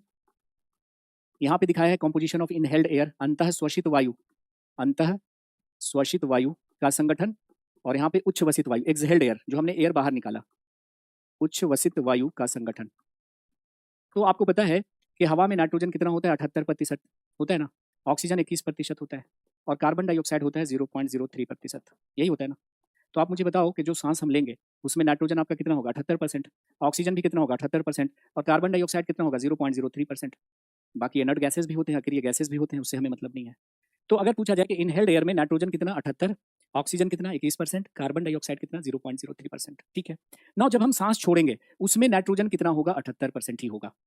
तो एक सवाल यहाँ से पूछा जाता है, इनहेल्ड एयर और एक्सहेल्ड एयर मतलब अंतः श्वसित वायु और उच्च वसित वायु में किसका कॉम्पोजिशन सेम होता है? तो आप कहेगा सर नाइट्रोजन का कॉम्पोजिशन सेम होता है। क्यों? नाइट्रोजन ना तो आपकी बॉडी में यूज हो रहा है, ना ही आपकी बॉडी में प्रोड्यूस हो रहा है। ठीक है, इसलिए जितना लिया था उतना बाहर आ गया। लेकिन अंतः श्वसित वायु में ऑक्सीजन 21% है, लेकिन जब आप सांस छोड़ेंगे तो ऑक्सीजन 16% बचेगा। क्यों? क्योंकि कुछ ऑक्सीजन बॉडी में यूज हुआ, ऑक्सीजन सेल में गया और ग्लूकोज के कार्बन से मिलकर CO2 बन गया, है ना? तो कुछ ऑक्सीजन यूज हुआ, तो लिया था 21%, जब सांस छोड़ेंगे तो कम होगा। उसी प्रकार कार्बन डाइऑक्साइड लिया था आपने 0.03%, लेकिन कुछ CO2 बॉडी में भी बना। ऑक्सीजन जो गया वो ग्लूकोज के कार्बन से कंबाइन करके CO2 बनाया, तो CO2 निकालेंगे तो कितना होगा? 4%। 4%। तो ये वाला डेटा आपको थोड़ा दिमाग में सेट करना है। नाइट्रोजन लिया था 78%, छोड़ेंगे तो वो उतना ही रहेगा। ऑक्सीजन लिया था 21, सांसों के माध्यम से बाहर निकलेगा तो 16%, क्योंकि कुछ ऑक्सीजन बॉडी में यूज हुआ। कार्बन डाइऑक्साइड 0.03%, बाहर निकालेंगे तो बढ़ गया। क्यों? बॉडी में CO2 बना। अरे नहीं आया समझ में? तो अगर आपसे सवाल ऐसा पूछ लिया जाए माय डियर फ्रेंड्स, देखो कि इस तरह का क्वेश्चन जब पूछता है ना तो बच्चे थोड़ा दिक्कत में पड़ जाते हैं कि अंतः श्वसन द्वारा ली गई वायु और छोड़ी गई वायु में नाइट्रोजन का प्रतिशत क्यों नहीं बदलता? Why percentage of nitrogen is same will be same in inhaled and exhaled air? Because nitrogen is neither used up nor produced in the body. क्योंकि शरीर में ना तो नाइट्रोजन का उपयोग हुआ ना ही उसका उत्पादन हुआ। कोई शक? ठीक है। अंग पूछेगा ना, जैसे मान लिया पूछ रहा है अंग, प्रभावित अंग कौन सा है, तो अंग कौन हुआ? लंग ना। तो फेफड़ा आपका एक अंग हुआ और उसका एक भाग है एल्वियोलाई। जैसे क्वेश्चन है कि which of the following organ will be affected in emphysema? Emphysema नामक रोग से शरीर का कौन सा अंग प्रभावित होता है? तब फेफड़ा हो जाएगा उत्तर। ठीक है, सोनम कुमारी बताइए।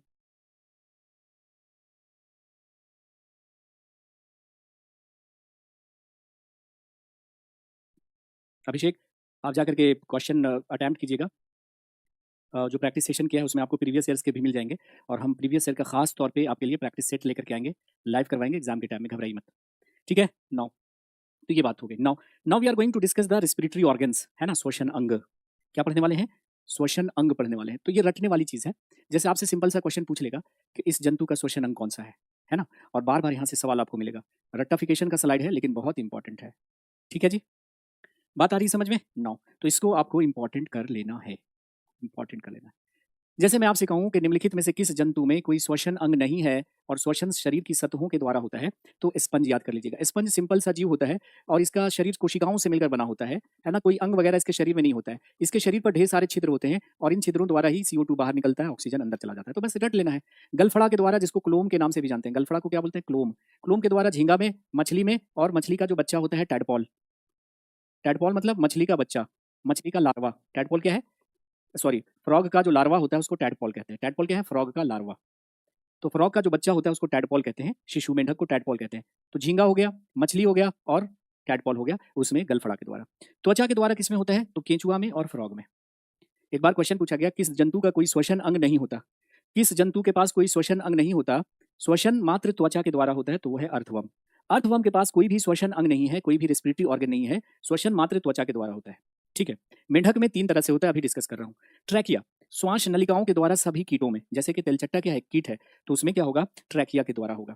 आपने देखा होगा कि कीटों की सतह पर क्या होते हैं? छोटे छोटे छिद्र होते हैं। इन छिद्रों से होकर हवा प्रवेश करता है और इन छोटे छोटे छिद्रों को स्पाइरिकल्स कहते हैं, श्वास रंध्र कहते हैं, है ना। जैसे हमारे शरीर में नॉस्ट्रिल, नथुनों द्वारा हवा प्रवेश कर रही है ना, और फिर फेफड़े में जाती है हवा, ट्रैकिया में, फेफड़े में चली गई। उसी तरह से कीटों के शरीर पर क्या होते हैं? छोटे छोटे छिद्र होते हैं स्पाइरिकल, जिनसे हवा प्रवेश करती है। और उसके बाद फिर क्या होते हैं कि कीटों के शरीर में इस तरह से पूरा छोटे छोटे नलिकाओं का टिब्यूल होता है ना, नलिकाएं होती हैं, जिसको हम क्या कहते हैं? ट्रैकिया कहते हैं। तो पूरे शरीर में ट्रैकिया का जाल होता है ना। तो ट्रैकिया जो है वो श्वसन अंग है, लेकिन ट्रैकिया में हवा किसके द्वारा प्रवेश करती है? तो स्पाइरिकल्स के द्वारा प्रवेश करती है। ठीक है। तो respiratory organ of insect is trachea. Trachea जो है वो कीटों का श्वसन अंग है, और ट्रैकिया जो है वो शरीर के बाहर छोटे छोटे छिद्रों के द्वारा खुलता है, जिसको स्पाइरिकल कहते हैं, है ना। तो ये मान लिया कि शरीर का छिद्र है जिसको स्पाइरिकल कह रहे हैं, श्वास रंध्र कह रहे हैं। और ये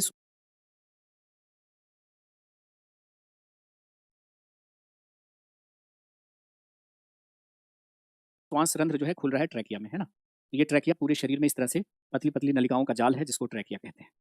ठीक।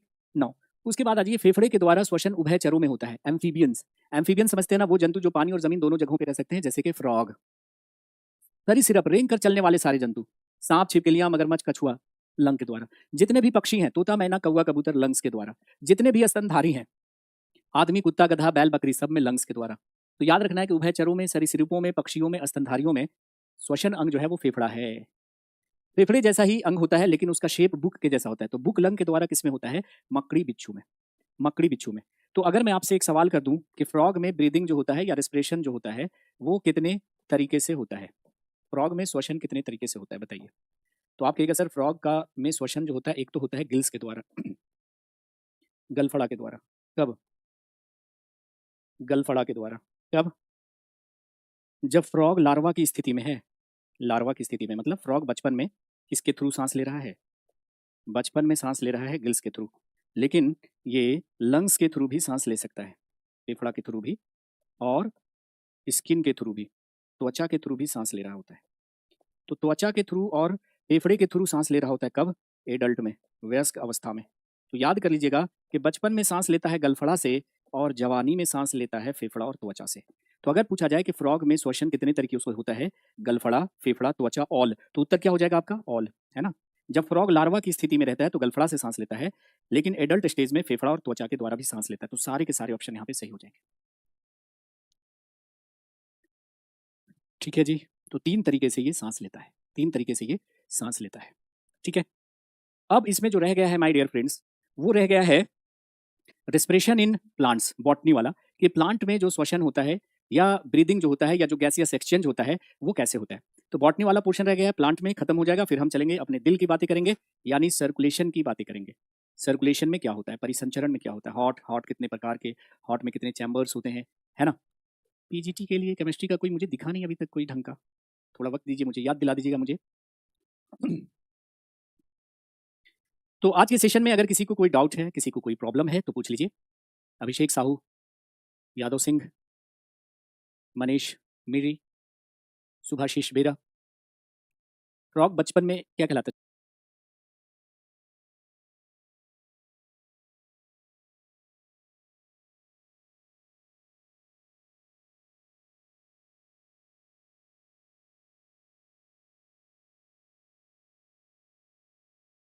कर पा रही हूँ या और कोई? अब सब ज्वाइन कर पा रहे हैं, अब तो कोई चलिए, तो हम लोग बात करने वाले हैं एक और बहुत इंपॉर्टेंट चीज़ की, और वो इंपॉर्टेंट चीज़ है कि भाई जब हम सांस लेते हैं तो हमारी जो पसलियां हैं वो किधर को जाती हैं और डायफ्राम किधर को जाता है ना। उसको ज़रा देख लेते हैं और फिर हम आगे की बात करेंगे। तो एक बार सभी लोग लाइव आएँ और जल्दी जल्दी बताएं। एक छोटा सा क्वेश्चन पूछा जाता है आपसे, उसके बारे में हम लोग ज़रा बात कर लेते हैं। एक छोटा सा सवाल होता है और वो हम लोग डिस्कस कर लेते हैं। ठीक है। तो एक छोटा सा सवाल होता है कि देखो, जब हम लोग सांस लेते हैं, जब हम सांस लेते हैं तो हमारा जो डायफ्राम है वो किधर की ओर जाता है? सांस लेते हैं तो डायफ्राम जो है वो किधर की तरफ जाता है और पसलियाँ किधर की तरफ मुड़ती हैं। तो इनहेलेशन का मतलब क्या होता है?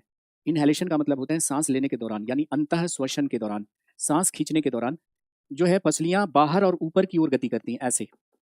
सांस लेने के दौरान पसलियाँ बाहर और ऊपर की ओर गति करती हैं, जिसकी वजह से डायफ्राम ऐसा सीधा हो जाता है। तो इनहेलेशन यानी सांस लेने के दौरान क्या होता है? Ribs move. सांस लेने के दौरान याद कर लीजिएगा, ribs move out and upward, out and upward, है ना।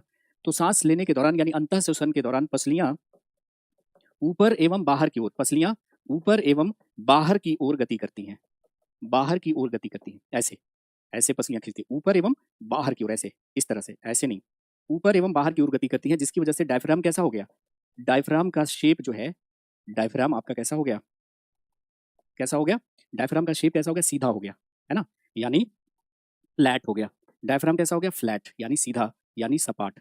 तो आपको ये बात रख लेना है कि जब हम सांस लेते हैं तो पसलियां ऊपर एवं बाहर की ओर गति करती हैं। तो पसलियां ऐसे गति करेंगी तो ये सीधा हो जाएगा ना, ऐसे। लेकिन जब हम सांस छोड़ते हैं, सांस छोड़ना क्या कहलाता है? एक्सहेलेशन, उच्छ्वसन। उच्छ्वसन मतलब सांस छोड़ना, आप हिंदी में लिख सकते हैं सांस छोड़ना। तो जब सांस छोड़ते हैं तो पसलियां अंदर एवं पसलियां नीचे एवं अंदर की ओर गति करती है, ऐसे नीचे एवं अंदर की ओर, ऐसे नीचे एवं अंदर की ओर गति करती है ना। तो एक्सहेलेशन के दौरान ribs move down and inward, है ना। उच्छ्वसन के दौरान पसलियां नीचे एवं अंदर की ओर गति करती हैं, नीचे एवं अंदर की ओर गति करती हैं, ओर गति करती हैं। तो जब नीचे एवं अंदर की ओर गति करेंगी ऐसे, तो डायफ्राम ऐसा हो जाएगा ना, ऐसे दब जाएगा, जिसकी वजह से डायफ्राम कैसा हो जाएगा? कर्व्ड। डायफ्राम कैसा हो गया? डायफ्राम का शेप कैसा हो गया? कर्व्ड, वक्राकार, वक्र हो गया, गदानुमा हो गया, डोम शेप्ड हो गया, है ना। तो इस बात को हमें एकदम याद कर लेना है कि जब हम सांस क्या कर रहे हैं, जब हम सांस ले रहे हैं तो पसलियां बाहर एवं अंदर की ओर गति बाहर एवं ऊपर की ओर ऐसे गति करेगी, डायफ्राम ऐसे सीधा हो जाएगा। जब हम सांस छोड़ेंगे तो पसलियां अंदर की ओर गति करती हैं, नीचे की ओर, तो ऐसे होगा, तो हवा बाहर निकलेगी। क्या कोई दिक्कत है यहाँ तक? बात आ रही है समझ में? चलिए, अब आ जाते हैं गाइज, अब आ जाते हैं हम लोग प्लांट के गैसियस एक्सचेंज पे। So let us start with gaseous exchange of plants. पौधों में गैसों का विनिमय, पौधों में गैसों का विनिमय, है ना? पौधों में गैसियस एक्सचेंज कैसे होता है, ठीक है? अब अगर हम बात करेंगे कि पौधों में गैसों का विनिमय कैसे होता है, तो सबसे पहले आपको ये देखना है कि पौधों में गैसियस एक्सचेंज कितने तरीके से होता है, तब देखेंगे किसके द्वारा होता है। जैसे हम अपनी बात करें तो हम लोगों में गैसों का विनिमय कैसे हो रहा है? In human being gaseous exchange कैसे हो रहा है? एल्वियोलाई के थ्रू हो रहा है। ऑक्सीजन बॉडी में एल्वियोलाई के थ्रू जा रहा है और CO2 के थ्रू, CO2 जो है एल्वियोलाई के थ्रू बाहर जा रहा है। तो ऑक्सीजन का शरीर के अंदर जाना, CO2 का शरीर से बाहर निकलना, ये कहलाता है गैसियस एक्सचेंज। तो ह्यूमन बीइंग में गैसियस एक्सचेंज फेफड़े के कूपिकाओं के द्वारा हो रहा है, फेफड़े के कूपिकाओं के द्वारा हो रहा है, ठीक है जी, फेफड़े के कूपिकाओं के द्वारा हो रहा है। सबसे पहले हम देखते हैं कि प्लांट में गैसियस एक्सचेंज कितने प्रकार से होता है और तब देखेंगे कि वो किसके द्वारा होता है ना? तो प्लांट में गैसियस एक्सचेंज आपको पढ़ना पड़ेगा। अगर हम देखो दिन की बात करते हैं, ध्यान से सुनना, एक भी क्वेश्चन आपका इधर उधर जाएगा नहीं। अगर आप इस अंदाज में पढ़ लेते हो तो जब आप प्रीवियस ईयर्स के क्वेश्चन बनाना, दो चार टॉपिक हो जाने दो और आप प्रीवियस ईयर के क्वेश्चन बनाना, फिर देखना कि आपके क्वेश्चंस जो हैं कोई छूट भी रहा है क्या, एक भी क्वेश्चन आपका नहीं छूटेगा।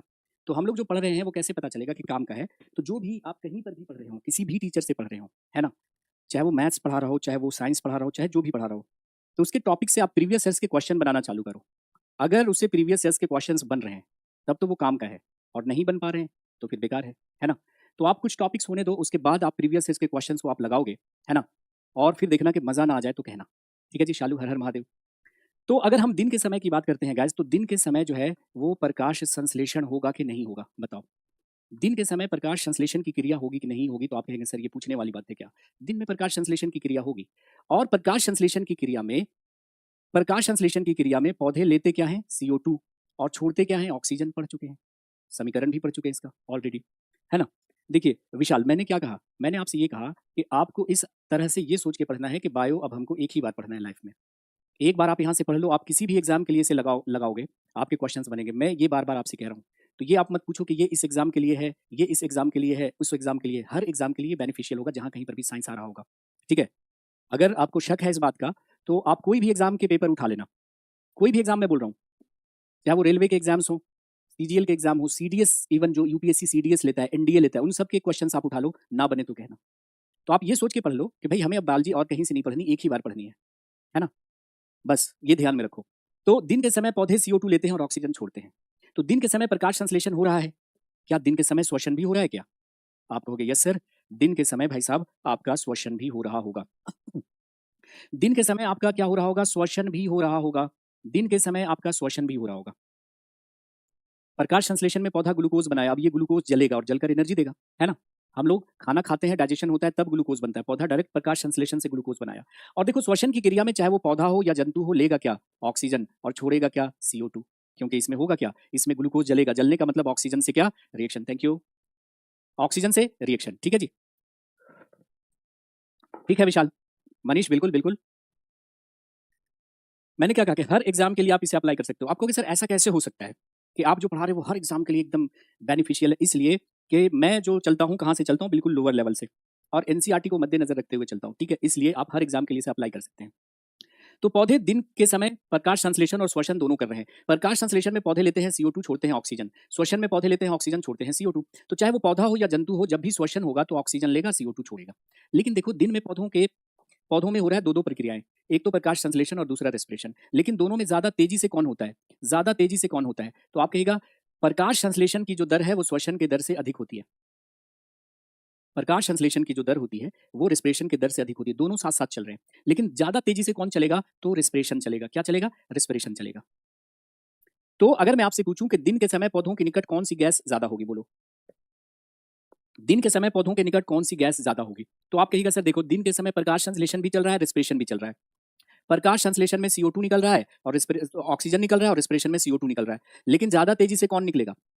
ऑक्सीजन निकलेगा। क्यों? फोटोसिंथेसिस ज्यादा तेजी से चल रहा है। हावी कौन रहता है दिन में? ये हावी रहता है।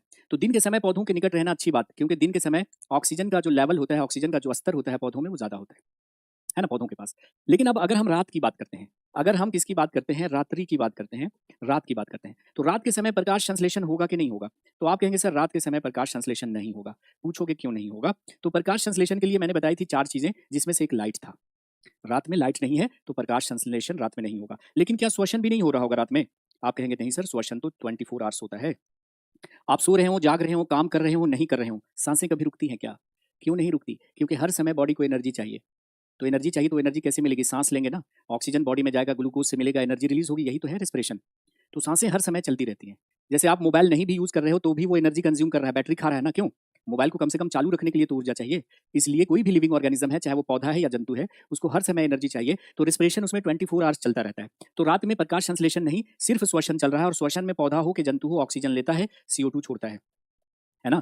तो रात के समय पौधों के निकट कौन-सी गैस ज़्यादा होती है? तो CO2 गैस ज़्यादा होती है। इसीलिए रात के समय पौधों के निकट रहना ये अच्छी बात नहीं होती। अब जैसे गाँव देहातों में लोग गर्मी के मौसम में चारपाई डाला पेड़ के नीचे और सो गए। होगा क्या कि CO2 का कंसंट्रेशन वहाँ पे बढ़ेगा, उसका नर्वस सिस्टम, तंत्रिका तंत्र ठीक से काम नहीं करेगा। अजीब-अजीब ख़्यालात उसके दिलो-दिमाग में आएँगे। CO2 बढ़ने से उसको सफोकेशन महसूस होगी। तो उनको लगेगा कि मेरा कोई गला दबा रहा है, तो कहते हैं कि पेड़ पर भूत है। ये भूत नहीं है, CO2 का भूत होता है ना? CO2 का भूत होता है। तो अगर मैं आपसे एक सवाल कर दूं कि पौधे क्या लेते हैं, तो आपका उत्तर क्या होगा? थोड़ा गहराई से समझिए। अगर मैं कहूं कि पौधे क्या लेते हैं, ऑक्सीजन लेते हैं कि CO2 लेते हैं, तो उत्तर क्या होगा? कितने कलर में फोटोसिंथेसिस होता है? तो मैंने बताया था सबसे ज्यादा किसमें होता है? व्हाइट लाइट में। व्हाइट लाइट ऑप्शन में नहीं है तो रेड में, और रेड प्लस ब्लू है तो और ज्यादा हो जाती है। तो ये सारी चीजें पढ़ा रखी हैं। पिछला नहीं पढ़ाया क्या? अभी बिल्कुल पढ़ रहे हैं। आपका कमेंट क्या है? क्वेश्चन पूछिए ना, कोई दिक्कत है? अभी बताओ। इकोनॉमी की क्लास 1% बस लेता है, टोटल सोलर का 1% ही पौधा यूज करता है। तो अगर कोई आपसे पूछे ऐसा सवाल, तो आपका नेक्स्ट क्वेश्चन आपका होना चाहिए कि भाई आप बात किसकी कर रहे हो?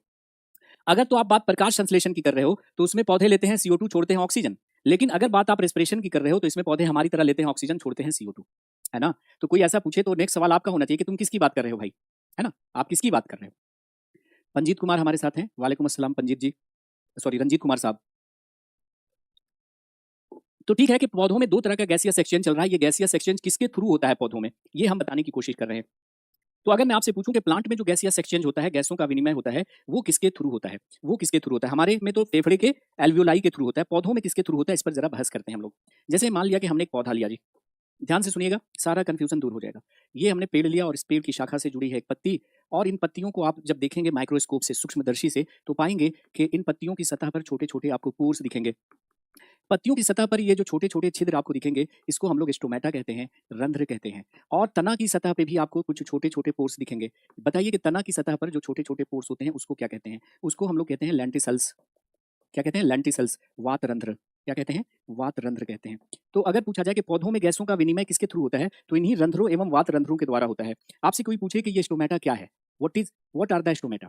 तो आप कहिएगा स्टोमेटा क्या है? तो आप लिख दीजिएगा कि भाई small pores present on the surface of leaves। पत्तियों की सतह पर पाए जाने वाले छोटे-छोटे छिद्र। पत्तियों की सतह पर पाए जाने वाले छोटे-छोटे छिद्र। And what are the lenticels? Lenticels क्या हैं? तो आप कहिएगा sir small pores present on small pores present on the surface of stem, है ना? तना की सतह पर पाए जाने वाले छोटे-छोटे छिद्र। तना की सतह पर पाए जाने वाले छोटे-छोटे छिद्र, है ना? तो पत्तियों की सतह पर पाए जाने वाले छोटे-छोटे छिद्रों को स्टोमेटा कहते हैं। तना की सतह पर पाए जाने वाले छोटे-छोटे छिद्रों को लेंटिसल्स कहते हैं। हाँ, मनीष हम देख रहे हैं, आपका क्वेरी हम देख रहे हैं। जैसे ही कोई बढ़िया मिलता है हम आपको ज़रूर इन्फॉर्म करेंगे मनीष मीरी साहब। तो अगर मैं आपसे कहूँ कि पौधों में गैसों का विनिमय, प्लांट में गैसियस एक्सचेंज अर्थात गैसों का आदान-प्रदान किसके थ्रू होता है? तो आप कहिएगा सर स्टोमेटा और लेंटिसल्स के थ्रू होता है। हाँ, आर्टिफिशियल लाइट में फोटोसिंथेसिस मैंने लिखाया है ज्योति। आप जब देखिएगा प्रकाश संश्लेषण तो मैंने लिखा है ये लाइन कि can the process of photosynthesis takes place in artificial light, लिखा है यस। क्यों? वो वहाँ पे एक्सप्लेन किया है मैंने। आपने पिछला नहीं देखा है क्या टॉपिक? तो आपके सारे क्वेश्चन सॉल्व हो जाएंगे अगर आपने वो चैप्टर देख लिया तो। ज़्यादा कोई डिफरेंस नहीं है, ठीक है, सेम ही है। नरेंद्र चौधरी दिख रहा है। 16th ऑफ फ़ेब को आपका है एल्प का। अच्छा, ठीक है, तो उसके लिए जिनका एग्ज़ाम नज़दीक है उसके लिए वीओडी है, वीओडी इसीलिए दी गई है आप लोगों को। हाँ, अभिषेक क्या है क्वेश्चन आपका? बताइए क्या क्वेश्चन है?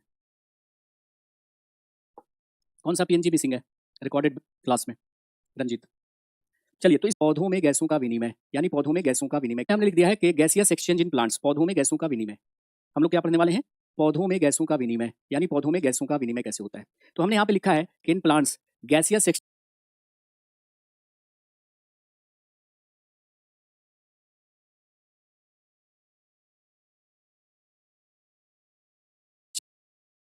Takes place through stomata and lenticels, एकदम अपने शब्दों में। पौधों में गैसों का विनिमय रंध्रों एवं वात रंध्रों के द्वारा होता है। तो जैसे मैं बोल रहा हूँ वैसे यहाँ पे हमने लिख दिया अपने शब्दों में, ठीक है?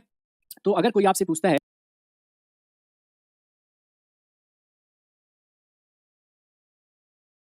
कि पौधों में गैसों का विनिमय किसके थ्रू होता है, तो रंध्रों एवं वात रंध्रों के थ्रू होता है। नाउ अब आइए इस पॉइंट को जरा समझते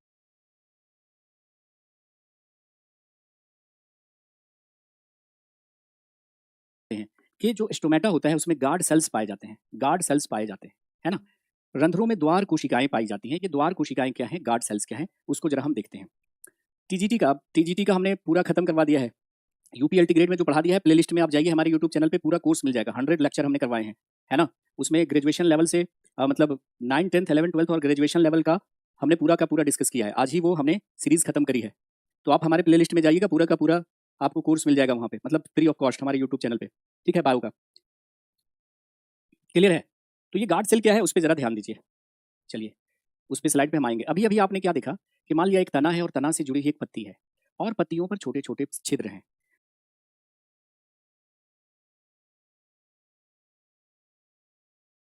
तो इन पत्तियों पर जो छोटे-छोटे छिद्र हैं, उसको हम लोगों ने नाम दिया था क्या? तो आपने कहा सर स्टोमेटा नाम दिया था। क्या नाम दिया था? स्टोमेटा नाम दिया था, रंध्र नाम दिया था, है ना? तो ये एक स्टोमेटा था। अब इनमें से मैंने किसी भी स्टोमेटा को मान लिया ज़ूम कर दिया, है ना? अब इस स्टोमेटा को मैंने ज़ूम कर दिया। ये स्टोमेटा पकड़ा मैंने और इसको ज़ूम कर दिया। क्या कर दिया? ज़ूम कर दिया। तो स्टोमेटा को जब आप ज़ूम करेंगे तो पाएँगे कि प्रत्येक स्टोमेटा में किडनी के आकार की 2 कोशिकाएँ होती हैं। किडनी के आकार की 2 कोशिकाएँ होती हैं। ये क्या है? एक स्टोमेटा को हमने ज़ूम किया, तो ज़ूम करने पर दिखा कि अच्छा, प्रत्येक स्टोमेटा में 2 किडनी के प्रकार की कोशिकाएँ हैं, आकार की कोशिकाएँ हैं। इनको कहा जाता है गार्ड सेल, गार्ड सेल, द्वार कोशिकाएँ, या कभी-कभी इसको रक्षक कोशिका भी लिख देते हैं किसी-किसी बुक में। रक्षक कोशिका हिंदी में लिख देते हैं। शेप कैसा है इसका? किडनी के आकार का, या बीन शेप्ड, है ना? वृक्क के आकार का, या सेम के बीज के आकार का, या राजमा के आकार का। तो अगर आपसे क्वेश्चन पूछा जाता है कि guard cells are present in, रक्षक कोशिकाएं या द्वार कोशिकाएं कहाँ पाई जाती हैं, तो स्टोमेटा में पाई जाती हैं। दूसरा क्वेश्चन पूछा जाएगा कि गार्ड सेल का काम क्या होता है। तो गार्ड सेल का काम होता है स्टोमेटा को खोलना और बंद करना। तो स्टोमेटा को खोलना और बंद करना, यानी स्टोमेटा का खुलना और बंद होना, ये किसकी जिम्मेदारी होती है? गार्ड सेल की। इसको नियंत्रित करता है। ये 2 पॉइंट आपको क्या करने हैं? याद रखने हैं। तो हमने क्या कहा कि पौधों में गैसों का विनिमय रंध्रों एवं वात रंध्रों के द्वारा होता है। Guard cells are present in stomata. रंध्रों में द्वार कोशिकाएं पाई जाती हैं। अब द्वार कोशिकाओं का जरा काम देखिए। द्वार कोशिकाओं का काम क्या है? याद करिए, जैसे क्वेश्चन पूछ लिया जाए कि गार्ड सेल्स कंट्रोल द, तो उत्तर क्या हो जाएगा? Opening and closing of stomata, है ना? द्वार कोशिकाएं रंध्रों का खुलना एवं बंद होना नियंत्रित करती हैं। खुलना एवं बंद होना नियंत्रित करती हैं, है ना? बात आ रही है समझ में? अभिषेक किस किस में? ये जो अभी लेक्चर चल रहा है उसमें केवल 7 अपलोड है, तो अभी तो मुश्किल से हमें लगता है 7 ही क्लास हुई होगी। कितनी हुई है? कोई मिसिंग है तो बता दीजिएगा। मनोज कुमार कहने के सर मेरी फर्स्ट लाइव है। स्वागत है मनोज आपका। Good evening. ठीक है, कौन कौन सा पीएनजी मिसिंग है रंजीत बताओ, अपलोड करवा देते हैं उस पे। डिफरेंट से भी निकल सकता है। गुलशन, उसको जरा समझो। जैसे सपोज के अंदर गार्ड सेल है, ठीक है? अब ये गार्ड, ध्यान से सुनिएगा, यहाँ पर एक टर्म यूज होगा। ये मान लिया कि कोई गार्ड सेल है, ठीक है? ये कोई स्टोमेटा है, स्टोमेटा के अंदर गार्ड सेल है, ठीक है? अब ये गार्ड सेल मान लिया कि वाटर एब्जॉर्ब करता है, आसपास की कोशिकाओं से वाटर लेता है, वाटर लेता है। तो ये क्या होगा? ये गार्ड सेल टाइट होगा, टर्जिड होगा, और गार्ड सेल के टाइट होने से, टर्जिड होने से जो प्रेशर आता है, प्रेशर उत्पन्न होता है सेल के अंदर, उसको बोलते हैं टर्गर प्रेशर। क्या बोलते हैं? स्फीति दाब। तो आप मुझे बताओ कि जब ये गार्ड सेल वाटर एब्जॉर्ब करेगा तो टर्गर प्रेशर घटेगा कि बढ़ेगा? बोलो। सेल टाइट होगा ना, सेल टाइट होगा मतलब टर्गर प्रेशर बढ़ेगा। तो जब टर्गर प्रेशर बढ़ेगा, वाटर एब्जॉर्ब करेगा गार्ड सेल, तो टर्गर प्रेशर बढ़ेगा, तो ऐसे टाइट होगा तो स्टोमेटा खुल जाएगा, स्टोमेटा खुल जाएगा। ठीक है, चलो अब दूसरा कंडीशन देखते हैं। जैसे ये मान लिया स्टोमेटा है, एक रंध्र है और इसके अंदर ये रक्षक कोशिकाएं हैं। ये जो रक्षक कोशिकाएं हैं, ये अगर वाटर रिलीज कर देती हैं, अपने आसपास वाली कोशिकाओं को पानी दे देती हैं, तो आप मुझे ये बताइए कि यहाँ पे टर्गर प्रेशर घटेगा कि बढ़ेगा? टर्गर प्रेशर मतलब पानी अंदर आने से जो प्रेशर आ रहा है। तो यहाँ पर आप कहिएगा सर टर्गर प्रेशर जो है वो डिक्रीज करेगा, स्फीति दाब जो है वो घट जाएगा। अब स्फीति दाब घटेगा तो ये सेल क्या हो जाएगा, ऐसे पहले टाइट था ना, तो ऐसे ऐसे चिपक जाएगा, तो स्टोमेटा क्या हो जाएगा, अब बंद हो जाएगा। स्टोमेटा क्या हो जाएगा, क्लोज हो जाएगा, बंद हो जाएगा, बंद हो जाएगा। बस इसका मतलब क्या है, अगर मैं आपसे कहूं कि स्टोमेटा का खुलना और बंद होना किस बात पे डिपेंड करता है, गार्ड सेल के टर्गर प्रेशर पे डिपेंड करता है। मतलब गार्ड सेल के टर्गर प्रेशर में चेंज होने के कारण स्टोमेटा खुलते हैं और बंद होते हैं। टर्गर प्रेशर बढ़ेगा तो बंद हो जाएगा, टर्गर प्रेशर घटेगा तो खुल जाएगा। इसी बात को यहाँ पे हमने शब्दों में लिखा है, देखो क्या लिखा है कि opening and closing of stomata, ध्यान दीजिएगा, opening and closing of stomata takes place due to the change in turgor pressure of the guard cell. रंध्रों का खुलना और बंद होना रक्षक कोशिकाओं के अस्फीति दाब में परिवर्तन के कारण होता है। क्या इतने जो पॉइंट मैंने 4 के 4 पॉइंट लिखे हैं, इसमें किसी को कोई डाउट है, दिक्कत है बच्चा, बताइए। 13 क्लास में 7 की अपलोड है, ये जो अभी बैच चल रहा है रिसेंट। अभिषेक पांडे जी, जयप्रकाश साहब, श्वसन तंत्र में पायरुवेट क्या होता है? ग्लूकोज पहले पायरुवेट बनाता है। ग्लूकोज पहले किस में टूटता है, पायरुविक एसिड में, और पायरुविक एसिड से एक हाइड्रोजन निकल गया तो उसको पायरुवेट कहते हैं। पायरुविक एसिड से एक हाइड्रोजन निकल गया तो उसको पायरुवेट बोलते हैं। तो पायरुवेट या पायरुविक एसिड एक ही चीज है बच्चा, ठीक है। तो ये सारे पॉइंट आपको क्या करने हैं गैस, याद रख लेने हैं, ये सब क्वेश्चंस हैं, समझ लो, तो बेशकीमती सवाल हैं। ये हो गया। चलो अब हम आपको दिखाते हैं एक और चीज जिसका नाम है ट्रांसपीरेशन, वाष्पोत्सर्जन। वाष्पोत्सर्जन क्या होता है? वाष्प का उत्सर्जन, वाष्प का उत्सर्जन, वाष्प निकल रहा है। देखिए होता क्या है कि जैसे मान लेते हैं कि ये कोई पौधा है आपके पास, ठीक है, ये कोई पौधा है और इसकी ये जड़ें हैं मिट्टी में, ये मिट्टी के अंदर जड़ें हैं, और ये इसकी पेड़ की शाखाएं हैं, ठीक है, ये पेड़ की शाखाएं हैं, और इस पेड़ की शाखा से जुड़ी है एक ऐसे मासूम सी पत्ती, ये खूबसूरत सी एक पत्ती जुड़ी हुई है। इस पत्ती से वाटर जो है, इस पत्ती से वाटर निकल रहा है, किस रूप में, वेपर के रूप में, वाष्प के रूप में, वाष्प के रूप में। इस घटना को हम क्या कहेंगे, वाष्पोत्सर्जन कहेंगे। तो पौधे के वायवीय भागों से, एरियल पार्ट से, मतलब जो पार्ट जमीन के ऊपर है, पौधे के वायवीय भागों से जल का वाष्प के रूप में उड़ जाना, वाटर किस रूप में जा रहा है, वेपर के फॉर्म में, वाष्प के रूप में उड़ जाना, क्या कहलाता है, वाष्पोत्सर्जन कहलाता है। तो वाष्पोत्सर्जन को हम कैसे डिफाइन करेंगे, loss of water, loss of water in the form of vapour from aerial parts of the plant is known as transpiration. पौधे के वायवीय भागों से, मतलब जो भाग जमीन के ऊपर है, पौधे के वायवीय भागों से, मुख्यतः पत्तों से जल का वाष्प के रूप में उड़ जाना वाष्पोत्सर्जन कहलाता है। और इस पॉइंट को तो आपको कभी भूलना ही नहीं है कि वाष्पोत्सर्जन की दर को किस यंत्र के द्वारा मापा जाता है। तो याद रखना है कि rate of transpiration is measured by an instrument which is known as potometer. वाष्पोत्सर्जन की दर को पोटोमीटर द्वारा मापा जाता है, पोटोमीटर द्वारा मापा जाता है, नोट करेंगे इसको, ठीक है यादव सिंह जी, थोड़ा टाइम चाहिए लिखने के लिए, गुड। अब देखिए इस वाष्पोत्सर्जन का फायदा क्या है, पौधा जितना पानी अवशोषित करता है उसका 90% जो पानी है ना वो उड़ जाता है भाप बन के। तो कहेगा सर ये तो बड़ा खराब चीज है वाष्पोत्सर्जन। इससे फायदा क्या होता है, इससे फायदा क्या होता है कि वाटर एब्जॉर्ब होता है ना, जल्दी जल्दी पानी एब्जॉर्ब होता है। अगर वाष्पोत्सर्जन ना हो तो वाटर एब्जॉर्ब नहीं होगा, है ना। जैसे ये भाप बनकर पानी उड़ रहा है ना, तो यहाँ पर एक वैक्यूम क्रिएट हुआ, एक सक्शन प्रेशर, चूषक बल विकसित हुआ, जिसकी वजह से पानी ऊपर चढ़ा। जैसे आप क्या करते हैं, स्ट्रॉ से ये हवा खींचते हैं ऊपर, तो क्या होता है, वैक्यूम क्रिएट होता है, तो लिक्विड ऊपर चढ़ता है ना। वैसे ही यहाँ से पानी निकलने से इधर वैक्यूम क्रिएट हुआ और पानी ऊपर चढ़ा। दूसरी बात क्या होता है कि जब पानी भाप बनकर उड़ता है तो यहाँ पर कूलिंग इफेक्ट होती है। जब भी इवेपोरेशन होता है तो वहाँ पर ठंडा ठंडा आपको लगेगा। आप अपने त्वचा पर स्प्लिट रखिए तो क्या होगा, यहाँ से हीट निकली तो आपको ठंडा महसूस होगा, है ना। तो जब तेज धूप होती है, तो तेज धूप होती है ना, तो पौधे मुरझाने से बचते हैं, विल्टिंग से बचते हैं। विल्टिंग मतलब मुरझाना। तो अगर ये वाष्पोत्सर्जन की क्रिया नहीं होती तो पौधे क्या हो जाते, मुरझा जाते, जल जाते। तो ये इसके पॉजिटिव इफेक्ट भी है ना। नेगेटिव इफेक्ट क्या है कि पौधे द्वारा अवशोषित किया गया अधिकांश जल ट्रांसपिरेशन के थ्रू निकल जाता है। फायदा क्या है कि पौधे मुरझाने से बचते हैं और पानी जल्दी जल्दी अवशोषित होता है। ठीक है जी। धर्मेंद्र गुज्जर, शालू, मुस्कान परवीन, सत्यम वर्मा, जयप्रकाश, जितने लोग भी लाइव हैं, बच्चा समझ में आई बात? चलिए, तो ये आपका ट्रांसपिरेशन हो गया, ट्रांसपिरेशन हो गया, ठीक है। नाउ अब आ जाइए गटेशन। गटेशन मतलब के बिंदु सराव। गटेशन बोले तो बिंदु सराव। गटेशन क्या है, बिंदु सराव। अब ये गटेशन क्या है इसको जरा समझते हैं। गटेशन क्या है इसको जरा समझते हैं, फिर हम उस स्लाइड पे वापस लेके आएंगे आपको। जैसे मान लिया ये पत्ती है, ठीक है, आप कहेगा ये पत्ती है, ठीक है जी पत्ती है। और ये शिराएं हैं, वेन्स हैं पत्तियों में। पत्तियों की सतह पर जो छोटे छोटे ये पोर्स दिख रहे हैं, पत्तियों की सतह पर ये जो छोटे छोटे छिद्र हैं, इसको हम लोग क्या कहते हैं गैस? इसको हम लोग कहते हैं स्टोमेटा। स्टोमेटा, रंध्र कहते हैं। लेकिन पत्तियों के किनारों पर भी छोटे छोटे इस तरह से पोर होते हैं। ये पत्तियों के किनारों पर जो छोटे छोटे छिद्र होते हैं, उसको कहते हैं हाइडाथोड। नाम सुना है कभी? उसको कहते हैं हाइडाथोड, जल रंध्र। जल रंध्र। तो पत्तियों की सतह पर जो छोटे छोटे छिद्र हैं, उसको स्टोमेटा कह रहे हैं। लेकिन पत्तियों के किनारों पर भी पोर्स होते हैं, इनको कहते हैं हाइडाथोड। इन हाइडाथोड के थ्रू पानी, वाटर यानी जल किस रूप में निकल रहा है? लिक्विड के रूप में निकल रहा है, द्रव के रूप में निकल रहा है। इसको गटेशन कहते हैं। क्या कहते हैं? गटेशन, अर्थात बिंदु सराव कहते हैं। क्या कहते हैं? बिंदु सराव कहते हैं। स्टोमेटा के थ्रू पानी भाप बन के उड़ रहा है, ये कहलाता है ट्रांसपिरेशन।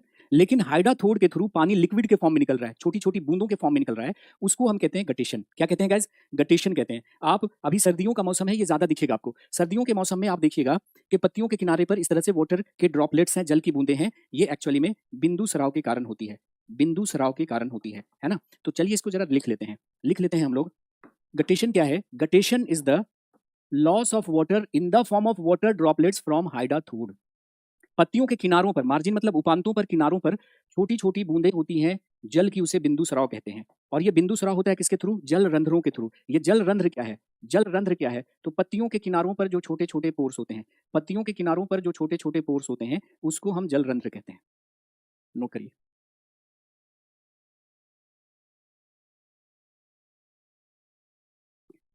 केला में रेस्पिरेशन कैसे होता है? जैसे बाकी पौधों में होता है। केला में पत्तियां नहीं है क्या?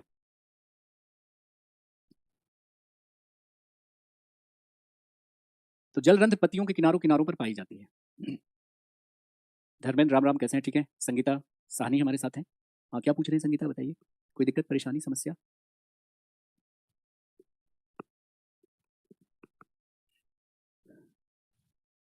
ठीक है।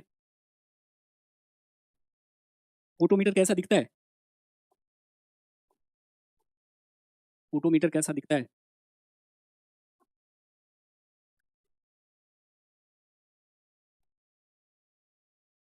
फोटोमीटर कैसा दिखता है?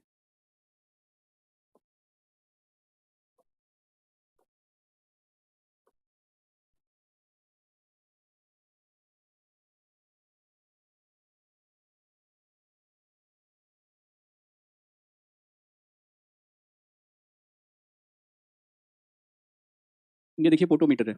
ये ये फोटोमीटर है। इस तरह का इंस्ट्रूमेंट होता है। This is your photometer. ठीक है, ये फोटोमीटर है। ठीक है। अब आ जाते हैं, दोनों में हम जरा डिफरेंस आपको दिखा देते हैं। दोनों में डिफरेंस दिखा देते हैं कि ट्रांसपिरेशन में और इसमें क्या अंतर होता है। फिर हमारा लेक्चर समाप्त हो जाएगा। यहाँ पे हमने लिखा है वाष्पोत्सर्जन और यहाँ पे हमने लिखा है बिंदु सराव, गटेशन। आपने देखा कि ये दिन के समय होता है। कब होता है? दिन में होता है। यह रात में होता है, नाइट में होगा। इसमें पानी जो है वो किस फॉर्म में निकल रहा है? वेपर के फॉर्म में, वाष्प के रूप में। यहाँ पे पानी जो है वो द्रव के रूप में निकलता है, लिक्विड के रूप में निकलता है। ओके। यहाँ पे क्या होता है कि ट्रांसपिरेशन के थ्रू जो पानी निकलता है वो प्योर वाटर होता है, उसमें आपको मिनरल्स, खनिज लवण वगैरह नहीं होते। लेकिन गटेशन के थ्रू जो पानी निकलेगा उसमें खनिज लवण वगैरह हो सकते हैं, मिनरल्स हो सकते हैं। उसके बाद ट्रांसपिरेशन किसके थ्रू होता है? तो रंध्रों के थ्रू होता है, स्टोमेटा के थ्रू होता है। लेकिन गटेशन आप जानते हैं, अभी पढ़ा है, हाइडाथोड के थ्रू होता है। ट्रांसपिरेशन होता है तो कूलिंग इफेक्ट होती है ना? पौधे का टेम्परेचर घटता है, पौधे विल्टिंग यानी झुलसने से बचते हैं। लेकिन गटेशन में कोई कूलिंग इफेक्ट नहीं होता, पौधे का तापमान नहीं घटता। ठीक है, तो ये फर्क है गटेशन में और ट्रांसपिरेशन में। ये दिन के समय, वो रात के समय। इसमें वाटर वाष्प के रूप में, वहां द्रव के रूप में। शुद्ध जल, वहां पे खनिज लवण भी निकल जाता है। स्टोमेटा के थ्रू होता है, हाइडाथोड के थ्रू होता है। यहाँ पर टेम्परेचर घटेगा, वहां पे टेम्परेचर से कोई लेना देना नहीं है। तो ये दोनों में अंतर है। क्या समझ में आया सबको?